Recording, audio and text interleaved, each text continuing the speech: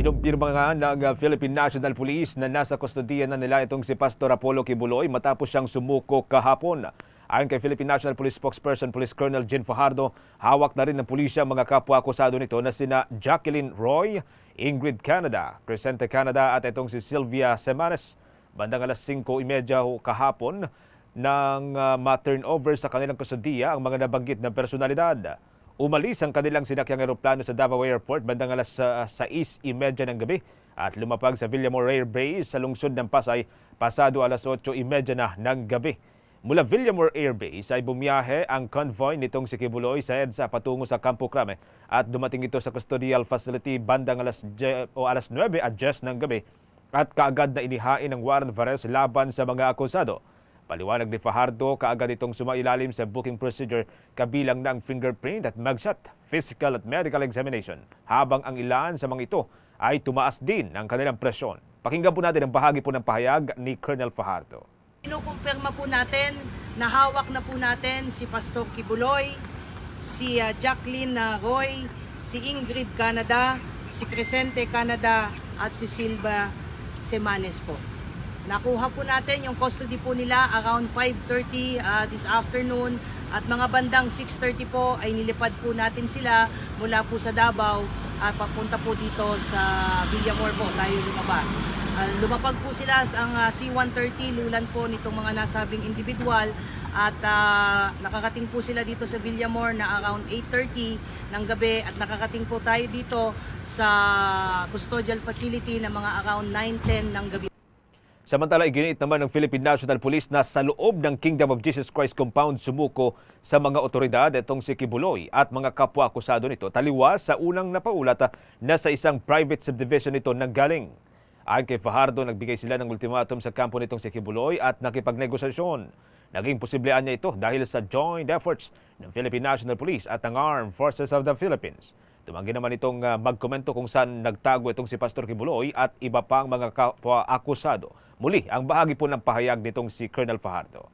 Nagbigay po ang PNP po ng ultimatum po na sumuko po sila, otherwise po ay papasukin na po natin yung isang particular building na hindi po tayo pinapayagan pong pumasok. So nagkaroon po ng negotiation ang PNP na kinatawan po ng intelligence group at ISAP, pinagtulungan po ito that led to the peaceful surrender po ni Pastor Kibuloy at apat pa at papasalamat po tayo doon sa naging mapayapa pong at least itong proseso.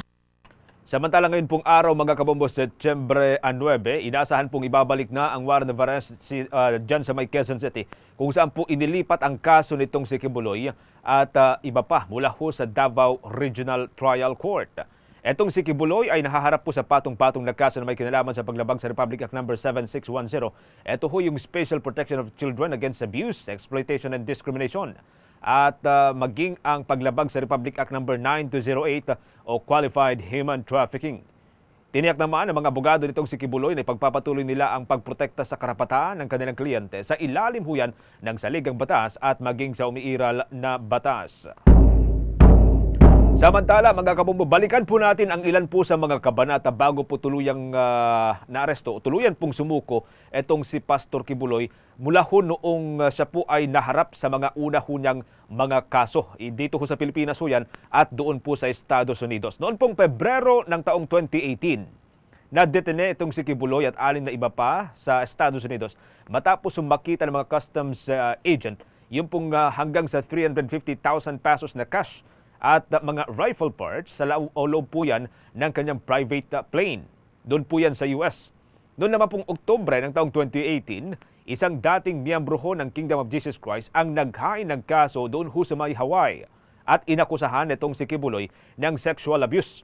Nangyari daw ho ito noong minor pa itong biktima. Noong December 2019, ilan pong mga miyembro ng Kingdom of Jesus Christ ang naghain din po ng rape cases, qualified trafficking in person at child abuse. Ito naman po ay dyan sa may Davao City. Noong January ng taong 2020, naaresto ng mga ahente ng Federal Bureau of Investigation ang Kingdom of Jesus Christ administrators dahil yan sa umunoy human trafficking. Na-charge sa mga ito noong Pebrero o sumunod na buwan dahil din po yan sa labor trafficking.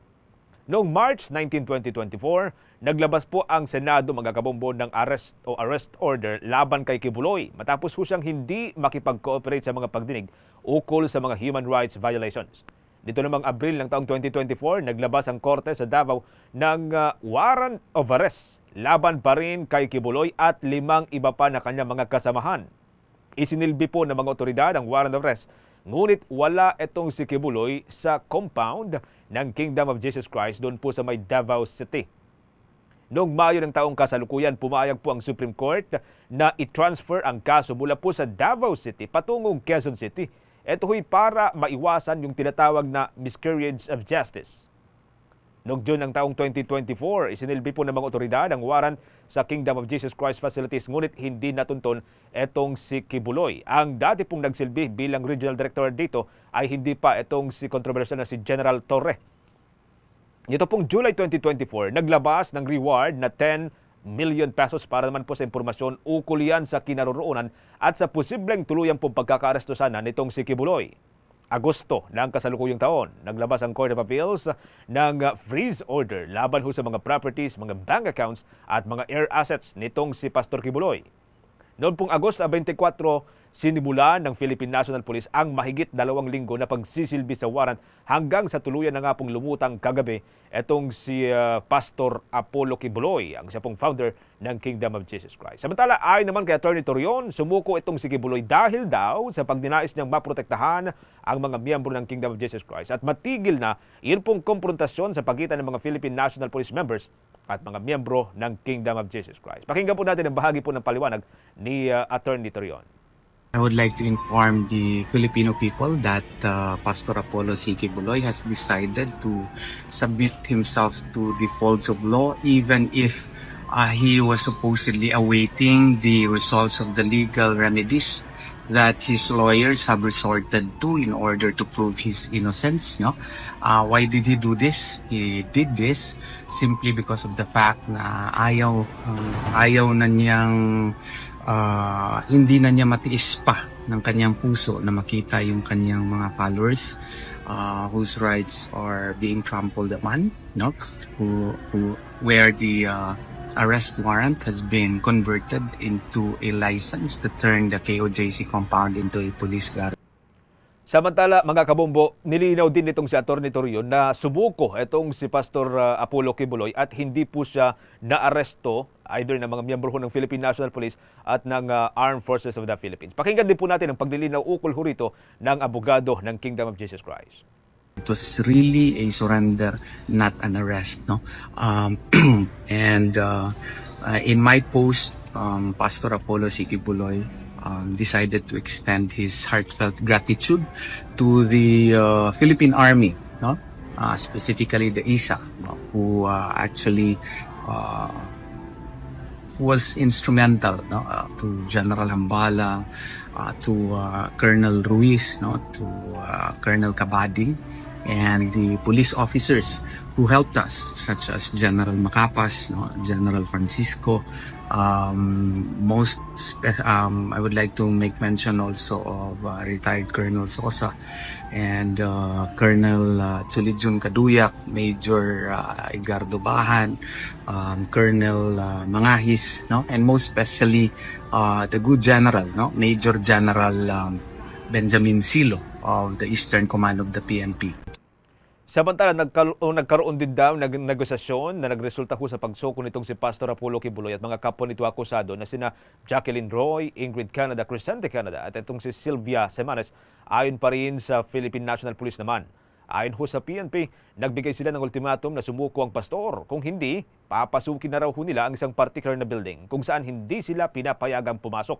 Kasunod po nito, nagkaroon ng negosasyon ng Philippine National Police na kinatawan ng intelligence group ng Armed Forces of the Philippines. At pinagtulungan daw ho nila ito, kaya ho nagresulta sa tahimik na pagsuko ng pastor at iba pang mga kasamaan. Sa ngayon po, nasa custodial facility ang naturang pastor kasama ang iba pang mga nasasakdal. Pakinggan muli natin po ang bahagi din po ng paliwanag ukol dito ng abogado ng Kingdom of Jesus Christ, si Atty. Torion. The rumor that he was arrested is really not true. Because we would like to correct that. It took us days of negotiation, no, and the efforts of these army officials and PNP officials, including Governor Edwin Hubahib, no, who provided his house as our venues for the many discussions and talks. No, thank you very much, Governor, and we would like to appeal to everyone who have been providing fake news that he got arrested. It's not true. Please be guided that he voluntarily surrendered to the folds of the law. At naaawa na talaga siya sa kanyang mga followers po and members po. Ayaw na niya maglala pa yung sitwasyon. So maski na may tsansa sana na mag-grant yung aming mga remedies, pwede po sana na mapa-dismiss ng makapagbigyan kami ng Court of Appeals, yung certiorari namin, ma-nullify yung warrant of arrest at saka information, hindi na niya hinintay yun. Paliwanag pa rin po yan ang abogado ng Kingdom of Jesus Christ, si Attorney Israelito Torion.